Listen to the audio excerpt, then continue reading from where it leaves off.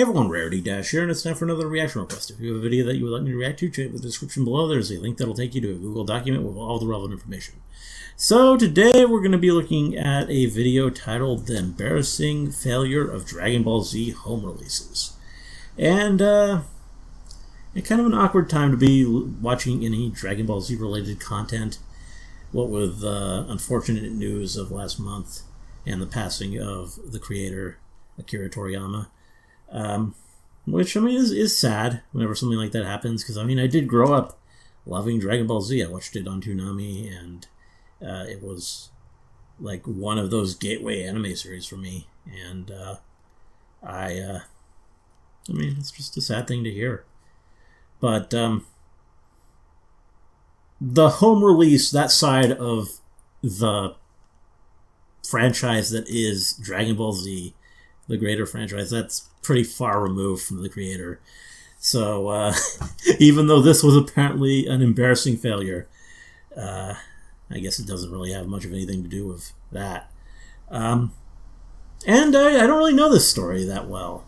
I mean, I am aware that there were multiple different sort of releases, different dubs and whatnot with Dragon Ball Z. I didn't really encounter any of them other than what was put on TV, though, because that's how I got it. I never really had any VHSs or anything later with Dragon Ball Z on it. I just watched it on TV, on Toonami, and that's how I took it in. So, yeah, I don't really know what happened. And I assume we're talking the English release? I don't know. I mean, maybe there was some stuff with the Japanese release. Who knows? It was a much earlier time when Dragon Ball Z was first coming out. So maybe even in Japan things weren't fully sorted out. But yeah, interested to hear the story. Let's go ahead and get into it. Here we go. What if I told you that the people who made your Dragon Ball Z DVDs suck at their job, and more than that, they freaking lied to you? Over the past 2 years, there have been so many different re-releases of Dragon Ball on DVD, Blu-ray, and whatever, that you could fill a library with them and still not fit them all. This show has been sold in so many different ways, and the number one question is always, which one is the best? The answer? None.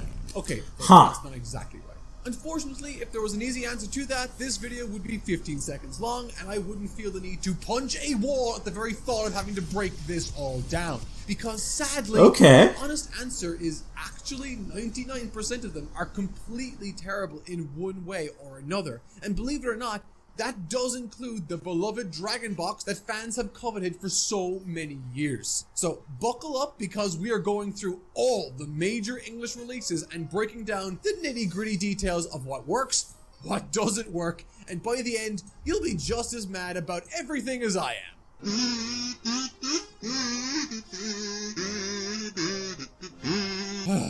Okay. So, before we dive in, I want to preface this by acknowledging that some people just want to own the show. And I imagine many of you already do. It sucks to learn something you've spent money on isn't great, especially if you never realized that in the first place. But this isn't an attack on you. It's an exploration of how this series has been mistreated over the years and why we should continue to demand better. And hey, if you get to the end of this video and you still don't care, just know that you made Blurry Android 16 cry, and you must now live with your sins. Yeah, that's pretty blurry. That's back to the not great. Time of the late 1990s, with what's known as the DBZ singles. These bad boys were Funimation's first attempt at releasing the series on DVD, and in spite of their age, they're actually not half bad. You see, all three Dragon Ball series were created using cells, by which I mean the animators' drawings were traced or scanned onto a transparent sheet and then carefully painted hand-drawn animation photographed onto film to produce the final animation. The big benefit, they don't do that anymore. You can keep scanning it into higher resolutions despite its age, but unfortunately, the film is unstable and ages quickly if not stored properly. Dragon Ball is mega cursed, and its colors have died a death over the years, which is definitely something you'll see in other releases. The DBZ singles, however, come from a tape master created before this film degradation began. So, on the color side of things, these are actually surprisingly faithful to the color design of the show. The skies are actually blue, the skin tones are neutral. For the most part, it does look okay enough. While there are definitely stretches where colors don't look so great, or The dark details are kinda crushed.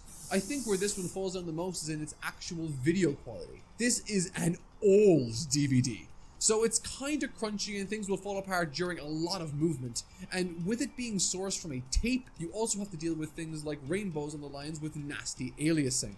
This release was initially censored for the first few volumes, but was then followed up by the Ultimate Uncut Edition, which is almost identical other than being a little less crunchy. Except now you're free of that evil censorship business. If you're someone who loves the original Funimation dub and wants to own it in a form that's reasonably close to its original broadcast, then these are for you. They're about a B+ in color, a C- in visual fidelity, maybe a C+ in audio, and well, unfortunately for you, they're an F in availability because they are long out of print. Of course. Next up we have... Oh no. There. It's the dreaded... The orange bricks! Yeah. Hey, it's me, your skin. I crave being done with acne, but treating leaves me red, flaky. Yeah, where do I even begin with these? So you know how Funimation were releasing the series uncut with reasonable colors and its original aspect ratio? Yeah, so they scrapped those a few volumes in and decided that actually no, what you need is their, and I quote, "It's originally intended, unaltered state" edition. Chances are you've at least seen these on shelves before, if not actually I think I have. how incredibly terrible they are. These were everywhere and very quickly became the most sold version of the series in the West thanks to how cheap and easily available they were. Unfortunately, they get just about everything wrong that you could possibly get wrong when remastering video. The first sin here is in the cropping. With Dragon Ball Z being a TV show from 1989 to 1996, it was of course storyboarded and animated for the shape of TVs at the time. Yeah, a squarish makes aspect sense. ratio called 4:3. It was always intended to be seen this way, and yet Funimation decided that because TVs had moved to widescreen, they would just zoom in and crop 20% of yeah, that's not the best so now decision. You're constantly losing the top and bottom of people's faces, often completely removing their mouths, or ruining shots that specifically use that space in a creative way. Remember a couple of years ago when everyone was in an uproar because streaming services were zoom cropping old TV shows, which resulted in stuff like this or this? Well, surprise, because Funimation was here cropping footage out of existence before it was even cool. I understand that a small minority of people don't like black bars on their 16:9 TVs when watching 4:3 content, but I think these companies forget that people can just zoom in with their remote. Yeah. People who want to watch that is a as feature. Intended can't zoom out stuff you straight up removed, man. Anyway, next up on the orange bricks is the abomination they made of the colors.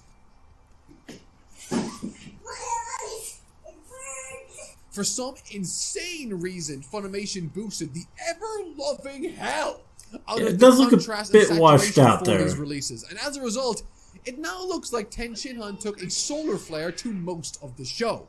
Anything that's even remotely bright is now blown out, completely eradicating any and all detail. Oh god, the yeah, worst that's part is that it's hard to look at there. that. Like I mentioned Hyperbolic earlier, the tension three over Dragon there. Ball series were all produced on film, and part of said film is grain.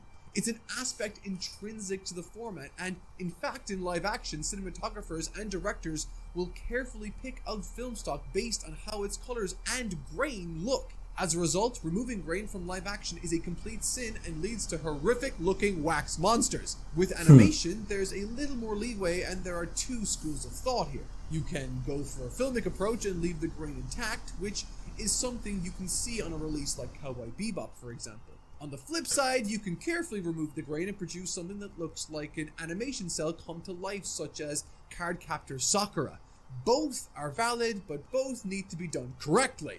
Unfortunately, Funimation went with scrubbing the grain and then did it terribly. Their cleanup is so bad, in fact, that their dust and scratch filtering actively removes lines throughout the series. Like, ugh. So 20% of the image now gone, shading blown out, and the lines partially removed preposterously. That's getting an F for visual fidelity and a D- for color, if only because the Boo arc is actually not half bad by the time you trudge your way through the disaster piece that were the prior three arcs. On the bright side, the Orange Bricks did at least finally introduce a new audio track that allowed fans to watch the English dub with the original Japanese score. The Faulkner score is also there, and both tracks have sections of their poor early voice acting redubbed, so yay, I guess. Have a B for audio, I don't know. And well, reluctantly I'll give this also an A+ for availability because these things just won't go away.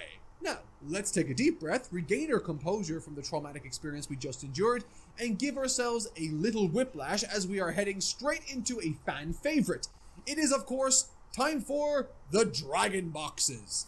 Huh? These bad boys originally came out in Japan in 2003 and then finally made their way to the US in 2009. At the time, it was like the heavens had opened and our prayers had finally been answered. The original 4:3 aspect ratio, grain fully intact, a fresh scan from Toei's original masters, next episode previews, and Japanese title cards to boot. It has everything people had been asking for, and to this day, it is widely considered the best way to watch the series. But, as we've already established, no Dragon Ball release is perfect, and unfortunately, these came with two very big sins. Sin number 1, their colors are terrible. While Funimation did too much to their release, Toei did too little. And by too little, I mean literally nothing. Remember how I said film degrades over time? Well, Dragon Ball's Masters degraded awfully, and that means the colors have dramatically warped over time. So, blue skies have turned teal, orange geese have turned red, I can see this. Shifted super pink, and in some of the worst cases, the image has started to lose huge amounts of detail. In spite of everything it does right, the release is painfully marred by the show's original color design dying an absolute death at the hands of film rot. And alas, that's not all. The Dragon Box's second sin comes in the form of its audio. While the Japanese audio track on every release mentioned so far sounds like you're listening to it through a speaker stuffed inside a pillowcase, the cause of which I'll touch on later, the actual audio sync here is off. You'll be hearing everything slightly too late, which isn't quite as distracting as it sounds, but once you notice it, it's impossible to ignore. Of course, it does the true pain here is sound that unfortunate. Despite being almost great, this is another release that Funimation no longer prints. So it is nearly impossible to find, racking up nearly $300 per set. Oh, God. Secondhand online.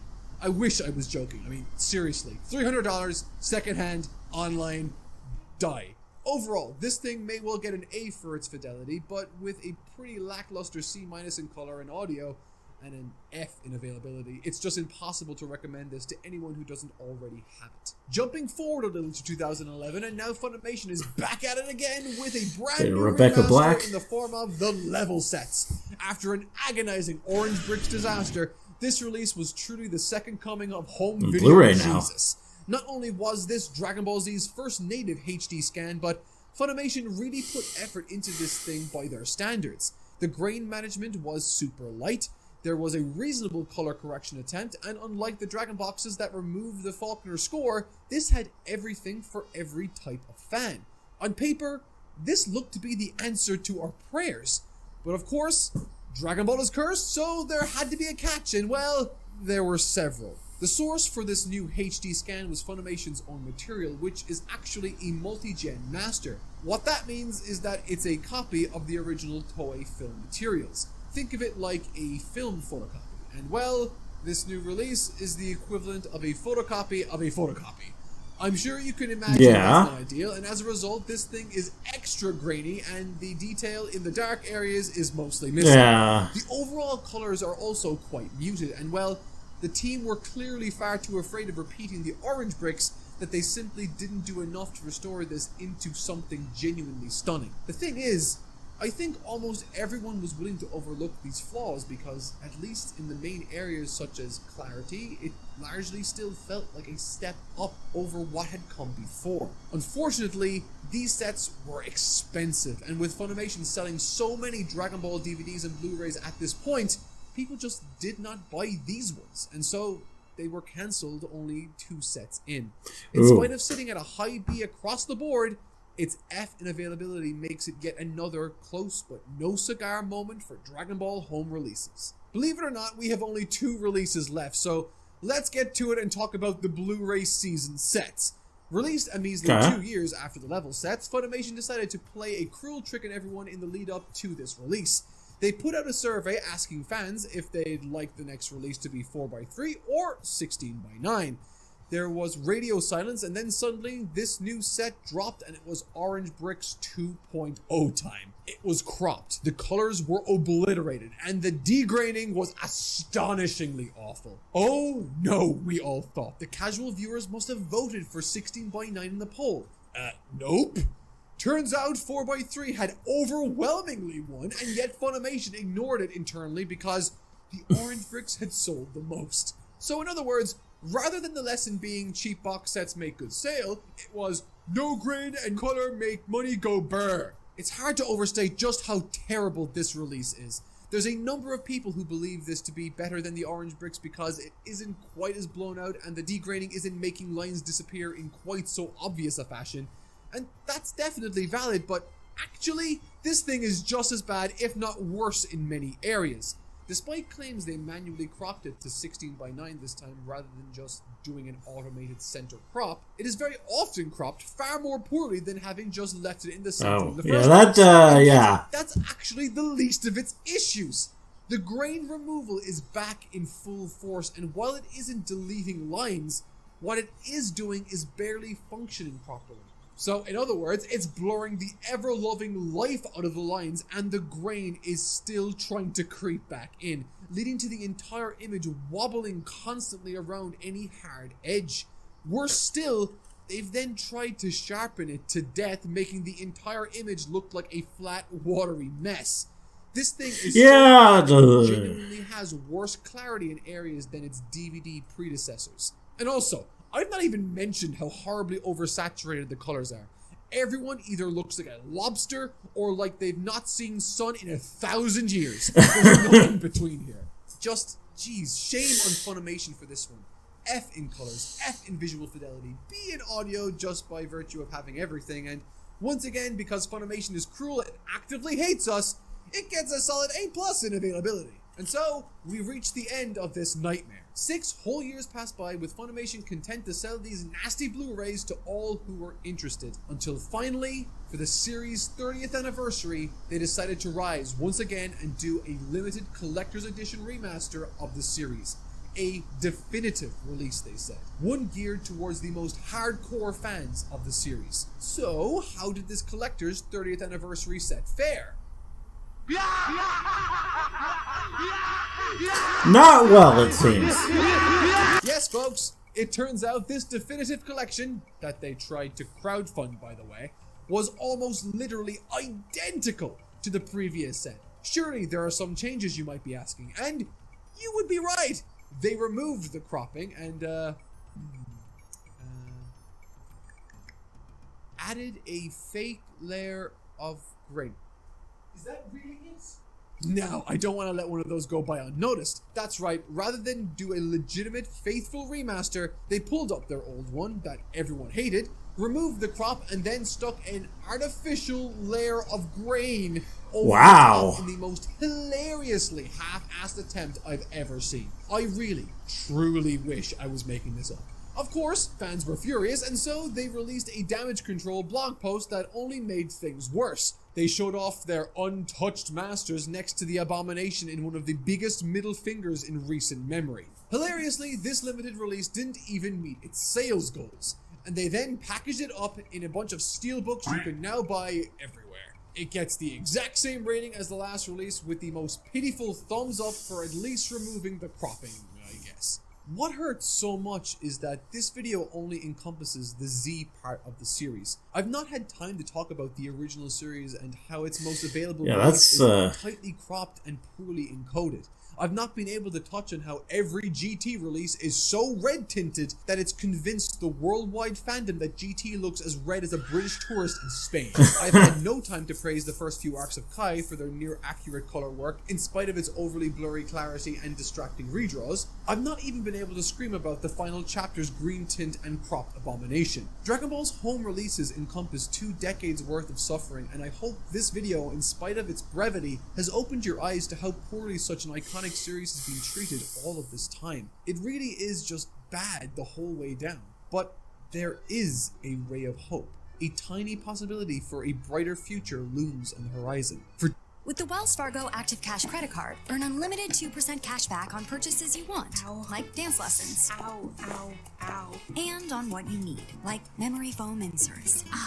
That's real life ready. Visit wellsfargo.com/activecash. Terms apply. For deep in the jungles of an unknown region of this world known as France, an actual competent release of this series is starting to make its presence felt. Okay. And if it does well enough, who knows? Maybe its footage could make its way into the hands of a newly fused Crunchy Nation, and we could be graced with its glory. Let me introduce you to the AB Group Blu-rays. Talking about these is technically cheating because they are only available in France, don't even have English subtitles, much less an English dub, and they haven't even started on Dragon Ball Z itself yet.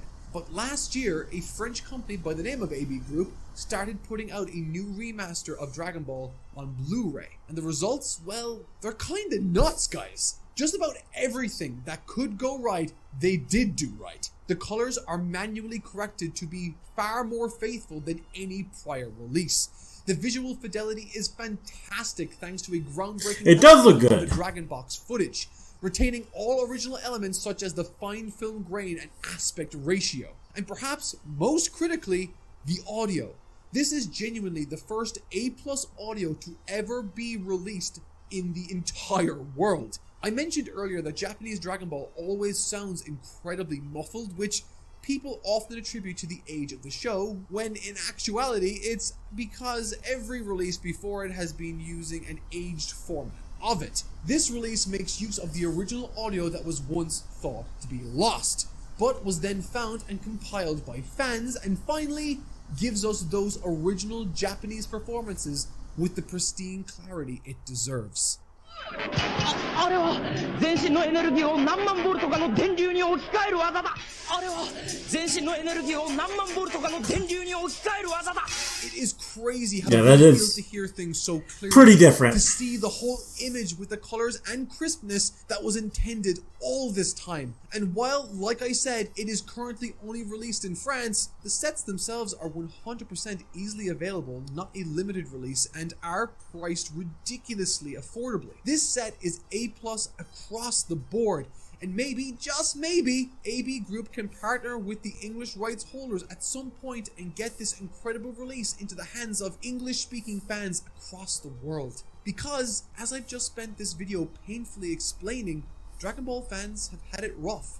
We've had it rough for a long, long time. And despite being one of the most popular anime in the history of the planet, there is still not a single release I can reliably recommend to anyone, which just boggles my mind. Until another release surfaces from the depths of hell in the future, this video will stand as the complete guide to all English home releases of Dragon Ball Z. And hopefully, by now, you have a bit better of an understanding as to why Dragon Ball Z is known as a cursed series when it comes to DVD and Blu-ray releases. Unless a miracle happens and that AB Group release makes its way to America, we will all just have to pray to Kami that we will one day be graced with a non-compromised release of this show we all hold so near and dear to our hearts. Until then, I'll keep watching it whatever way I can. I've been Totally Not Mark. Thanks for watching. Alright, well there we go. Yeah, I mean, I'm not really one who notices too much visual fidelity and all that. I mean, when he points it out, I can see it, but like, I don't think I'd really trouble myself too much over that normally. Yeah, I've never owned any Dragon Ball on any kind of home media. I have a few anime DVDs, but really not that many. I mostly have used other means. And with DBZ, I just watched it on TV. So I never even thought about buying it. I mean, there's so much. Like, I wouldn't really want to rewatch DBZ all that much. There's just so much. It takes a long time to get where it's going. It's good as a thing, just watching a new episode each day, especially as a kid, just having that new episode and enjoying it that way. But it doesn't really seem like the kind of series that I want to rewatch just for how long it takes to get anywhere. Yeah, this was interesting. Considering how popular it is, I would have thought that more care would be put into the releases. But I guess not. And I do wonder about in Japan if they're getting better better boxes. I mean, probably not if you had to go to France to find the good one. Yeah, so that's interesting. Yeah, interesting video. Definitely stuff that I don't really think about too often, but kind of cool. Anyway, hope you guys enjoyed the reaction. Let me know if you did, and see you in the next one. That's not the right thing. Here we go.